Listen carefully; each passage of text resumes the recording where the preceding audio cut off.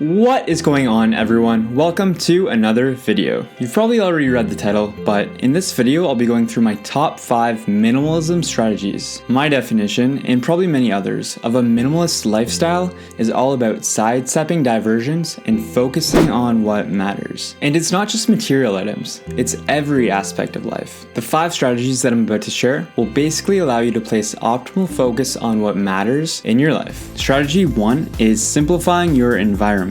So getting rid of clutter. You've probably heard of this before. It's your classic minimalism strategy.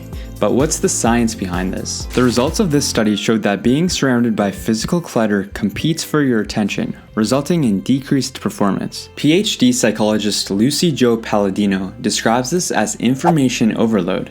It's when your brain is taking in more information than it can handle. Every time you observe an object, your brain has to identify what the object is and the details about it. This is a reason why looking at an open scene like a lake can be so relaxing. It's just water and yeah. So what does this all mean? Well, if only important items are showing in your environment, your brain will be able to work more efficiently, and you'll be more likely to use these important items because they're more in sight. For example, when I have my shelf look like this instead of this, I'll be more likely to use the red light therapy device and the massage gun because this allows my brain to think about them more because I simply see them more. If anyone's heard of a vision board, this is how that works too.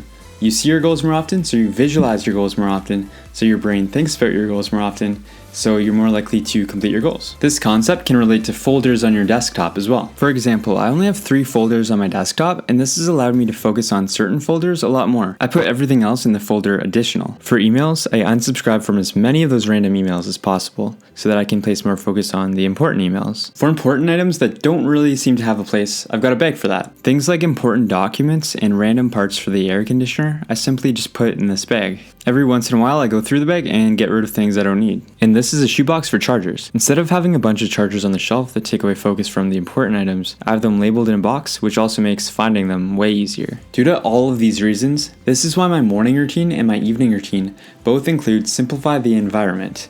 It seems intense, but it just makes everything so easy.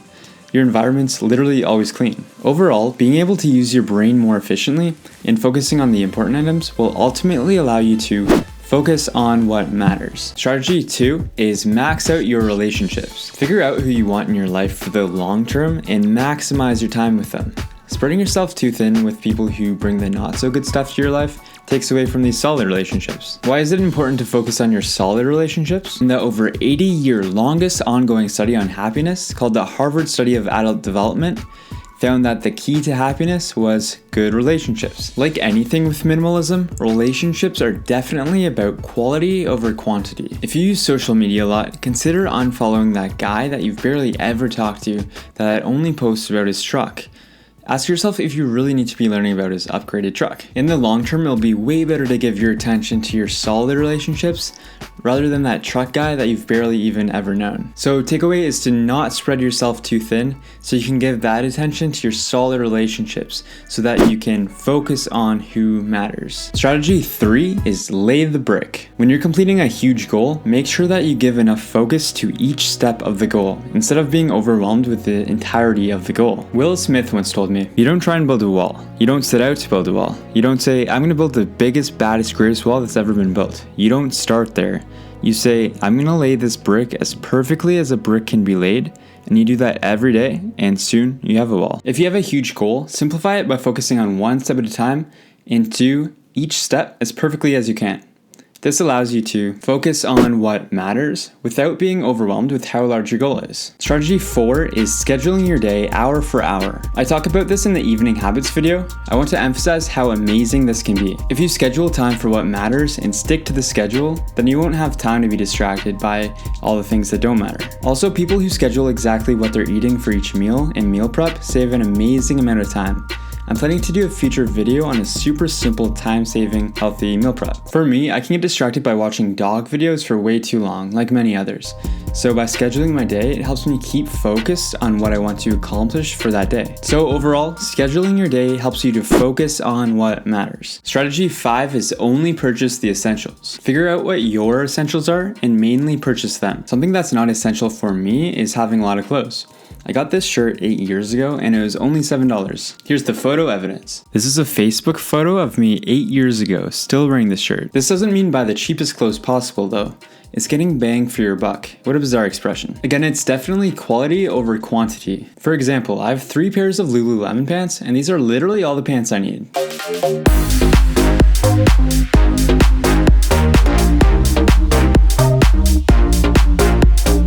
But if clothes are a huge part of your life, then you definitely shouldn't be saving on clothes. I think it's about purchasing what's important in your life. For example, I've splurged a lot on my water filter, my massage gun, and the red light therapy device you saw earlier. But these items are all super important in my life. I feel like there's a lot of people who buy items just to impress others.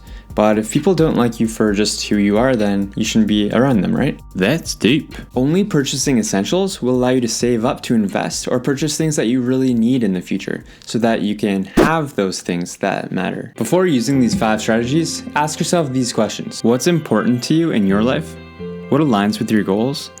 And how will you maximize these areas of value? It'll be super easy to implement these strategies if you have solid answers for these questions. Minimalism is definitely a spectrum. It's not all or nothing, so use the strategies that best suit you. If you have success with these strategies or have had success with them in the past, let me know in the comment section below. And push the subscribe button if you want to stay in the loop with future videos. Until next time, peace.